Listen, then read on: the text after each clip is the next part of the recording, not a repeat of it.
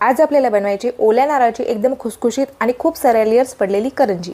एका ताटामध्ये आपल्याला पाऊण वाटी बारीक रवा घ्यायचा आहे, 1 वाटी आपण या ठिकाणी मैदा घेतलेला आहे, थोडंसं मीठ घालून घ्यायचं आहे, 2 चमचे आपण तूप गरम करून घेतलेलं आहे, ते तुपाचं मोहन यामध्ये आपल्याला घालायचं आहे। तुपाचं मोहन आपल्याला पिठाला छान असं लावून घ्यायचं आहे। 1 वाटी पाणी घेतलेलं आहे, थोडं थोडं पाणी घालत आपल्याला पीठ घट्टसर असं मळून घ्यायचं आहे। पीठ मळण्यासाठी आपल्याला पाऊण वाटी पाणी लागलेलं आहे। आता पीठ झाकून आपल्याला अर्ध्या तासासाठी बाजूला ठेवून द्यायचं आहे। तोपर्यंत आपण या ठिकाणी करंजीसाठी सारण तयार करून घेऊया। गॅसवरती आपण एक कढई ठेवलेली आहे। कढईमध्ये मी 1 चमचा तूप घातलेले आहे। बदामाचे काही काप घालून घ्यायचे आहेत। बदामाचे काप आपण तुपावरती छान असे परतून घेतलेले आहेत। 2 वाटी आपण नारळाचा किस घातलेला आहे। नारळाचा किस आपल्याला 2 ते 3 मिनिट तुपावरती छान असा परतून घ्यायचा आहे।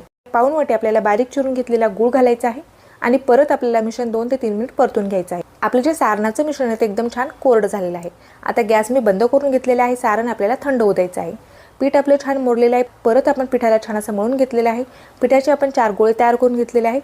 एक गोळा लाटण्यासाठी घ्यायचा आहे, बाकीचे गोळे झाकून ठेवायचे आहेत। एका वाटीमध्ये आपल्याला 1 चमचा तूप घालून घ्यायचा आहे, 1 चमचा कॉर्नफ्लॉवर घालून घ्यायचा आहे। कॉर्नफ्लॉवर आणि तूप आपण छान असं मिक्स करून घेतलेलं आहे। साठा आपण या ठिकाणी तयार करून घेतलेला आहे। पोळीपाटावरती थोडासा मैदा घालून घेतलेला आहे। पातळ अशी आपल्याला ही पोळी लाटून घ्यायची आहे। 4ही पोळ्या मी या ठिकाणी लाटून घेतलेल्या आहेत। पहिल्या पोळीला आपल्याला साठा लावून घ्यायचा आहे, थोडासा कोरडा मैदा घालून घ्यायचा आहे। त्यावरती आपल्याला दुसरी पोळी ठेवून घ्यायची आहे। अशा पद्धतीने आपण 4ही पोळ्यात साठा लावून एकावरती एक ठेवून घेतलेले आहेत।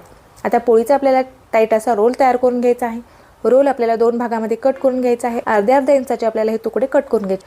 अर्ध्या इंचाचे आपण या ठिकाणी तुकडे कट करून घेतलेले आहेत। हाताच्या तळव्याने आपल्याला प्रेस करून घ्यायचा आहे आणि पोळीपाटावरती आपल्याला थोडासा मैदा घालून याची पुरी लाटून घ्यायची आहे। पुरीच्या कडेने आपल्याला पाणी लावून घ्यायचं आहे। यामध्ये आपल्याला 2 चमचे सारण भरायचं आहे आणि करंजी आपल्याला बंद करून घ्यायची आहे। आता 2 बोटांनी आपल्याला प्रेस करून याला छान असं बंद करून घ्यायचं आहे। सर्व करंज्या आपण तयार करून घेतलेल्या आहेत। करंज्या तयार करून घेतल्यानंतर आपल्याला कपड्याने झाकून ठेवायच्या आहेत। करंज्या लगेचच आपल्याला तळून घ्यायच्या आहेत। कमी गॅसवरती तेल आपण छान गरम करून घेतलेले आहे।